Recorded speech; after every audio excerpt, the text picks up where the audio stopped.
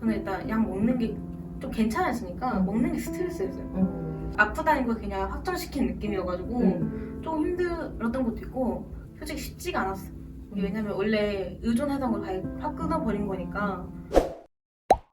마지막 주제는 이제 정신과 의사가 절대로 말해주지 않는 장기 복용 부작용에 대한 얘기를 해볼 텐데요. 많은 분들이 이제 단약, 우울증 약 끊는 법 이런 것들을 검색을 하시고 되게 이제 의사분들이랑 상의 없이 이렇게 끊으려고 하시다가 많은 충격적인 일들을 경험하시는 경우가 많거든요. 그래서 그거에 대한 얘기를 좀 해보려고 해요. 그 단약을 결심을 많이 하신다는 거는 그만큼 사실 부작용을 많이 겪기도 하시고 장기적으로 복용했을 때 뭔가 이게 효과가 진짜 있는 건가? 이렇게 생각을 하기 때문에 그런 생각을 하시는 것 같거든요. 그래서 일단은 장기 복용을 했을 때 좀 어떤 것들을 느끼셨는지 얘기를 좀 들어보고 싶은데 부작용이 별로 없다.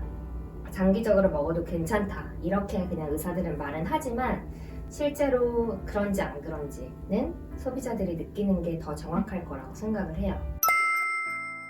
첫 번째는 약 처방 받았을 때 의사한테 어떤 설명을 들었는지. 이거를 먹으면 그래도 너가 잠을 잘 수가 있고 일상생활 정도는 할 수 있을 거야가 끝이었어요. 돌아와서 다 검색하고 어떤 효능이 있고 어떤 부작용이 있는지를 정리를 했는데 부작용을 많이 적지를 못했어요. 효능만 있지. 그 약을 신님은 10개 이렇게 처방을 받았기 때문에 그 정신과 의사가 하나하나에 대해서 더 힘들었을 설명도 거야. 안 해줬던 것 같고 사실은 해줘야 되는 게 맞는 건데 근데 주변에 이렇게 보면 복용을 받은 약을 찾아보지도 않고 그냥 먹는 사람들이 그냥 먹는 사람들이 되게 많아요. 그러고 설명을 못 들었기 때문에 술이랑 같이 먹거나 아니면 자기 말대로 건너뛰고 먹거나 뭐 몇 알씩 더 먹거나 그냥 그런 오남용한 사람들이 되게 많거든요. 저는 별로 설명을 많이 못 듣긴 했지만 저는 그 당시에 우울증도 우울증인데 그것보다 이제 강박적인 사고에 대해서 그걸 좀 줄이려고 약을 먹었던 거라 이 약을 먹으면 강박적인 사고가 좀 많이 좋아지고 뭐 그런 얘기를 들었던 것 같아요. 부작용 같은 것도 제가 이제 말해야지 알려주시는 느낌이었는데 아마 대학병원이라서 일일이 설명하실 수는 또 없었을 것 같기도 하고.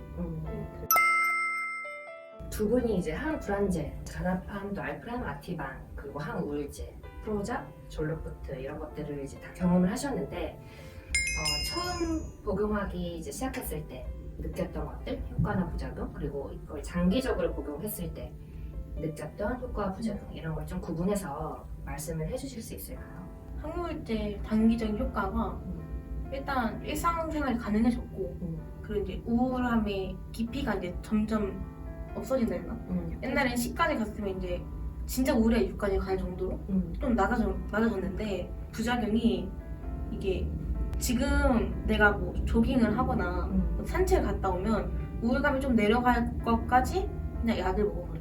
나는 의존을 안 하고 있다고 생각하는데 나도 모르게 의존을 하고 있기도 하고 아니면 나는 모르고 있는데 다 누구한테 의존을 하고 있더라고. 그래서 그 의존체가 사라지면 더 갑자기 더 불안해지고 좀 사고가 조금 좁아지는 느낌이. 부작용 때문에 멍한 거? 뭐 이런 게 있었고 처음에는 안 좋다고 느끼지 못했는데 이제 장기적인 복용에서 확실히 우울감이 점점 얕아지는 게 느껴지지만 그만큼 약간 둔해도 약간 둔해지는 느낌이 확실히 있어요.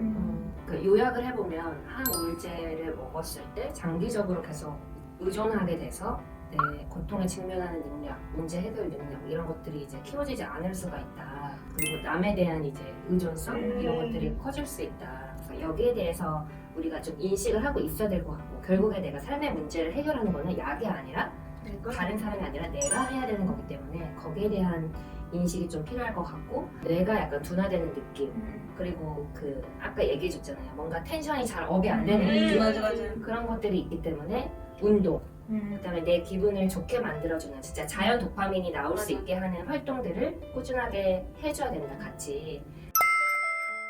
그러면 이제 항불안제 단기 효과 이거 뭐 너무 이제 명확해가지고 항우울제가 저도 이게 좀 심했던 것 같은데 약간 의존하게 되는 게 어쩔 수 없이 있어요.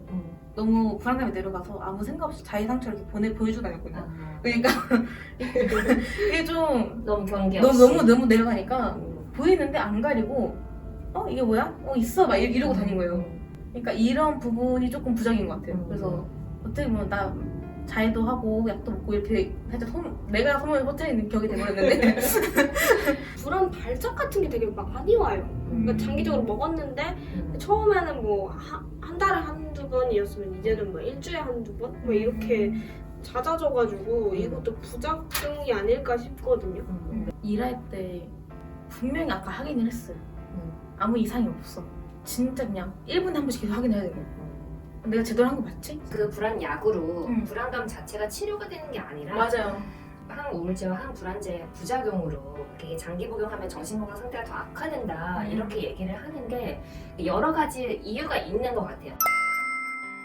오케이, 다음 질문은 혹시 이제 단약에 대해서 약을 줄여야겠다, 끊어야겠다라고 생각해 본 적 있다면 왜 이제 그런 생각을 하셨는지 조금 궁금해요. 저는 일단 약 먹는 게 좀 괜찮아지니까 먹는 게 스트레스였어요. 아프다는 걸 그냥 확정시킨 느낌이어가지고 좀 힘들었던 것도 있고 솔직히 쉽지가 않았어.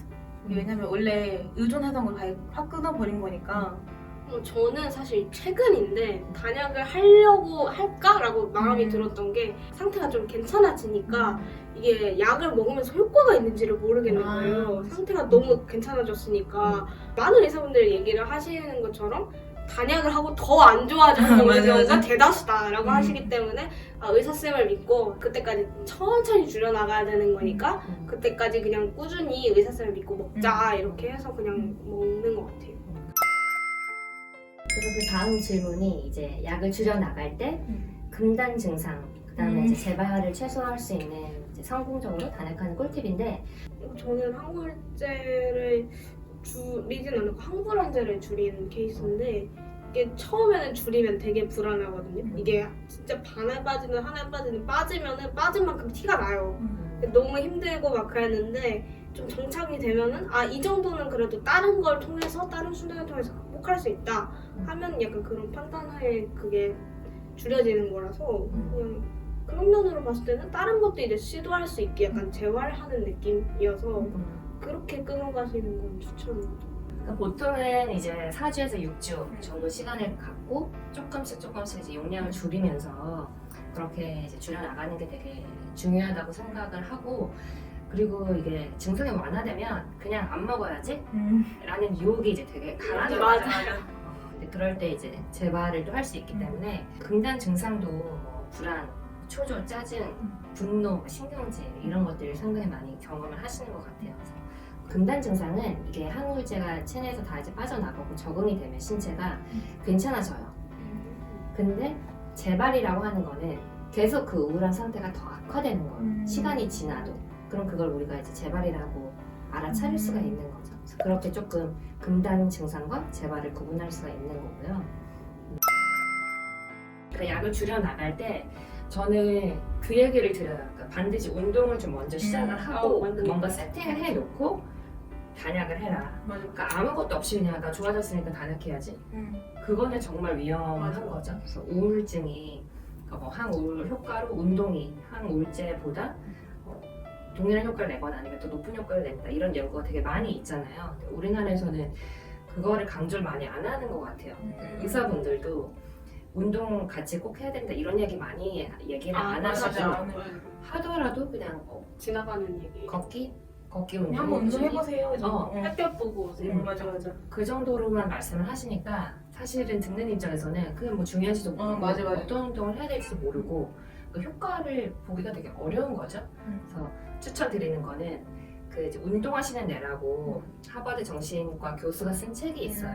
거기 보면 본인이 이제 30년 동안 계속 이제 약 위주로 처방을 했는데 이게 과연 효과가 있는가 이거에서 이제 의문을 가지고 운동의 효과 이런 것들을 이제 많이 연구를 한 거예요. 그랬더니 제일 효과 있는 운동이 내 심박수의 70%를 쓸 수 있는 운동. 두 번째는 운동을 하면서 이제 계속 뇌를 써야 된대요. 예를 들어서 무술 같은 거, 뭐 복싱이나 킥복싱이나 이런 것들은 앞에 이제 스파링 상대가 있고 운동을 하면서 계속 얘가 날 칠까, 뭐 어떻게 피할까 이런 걸 생각을 해야 되니까 굉장히 도움이 많이 된다고 하거든요. 마지막으로는 의사와 협력해야 된다.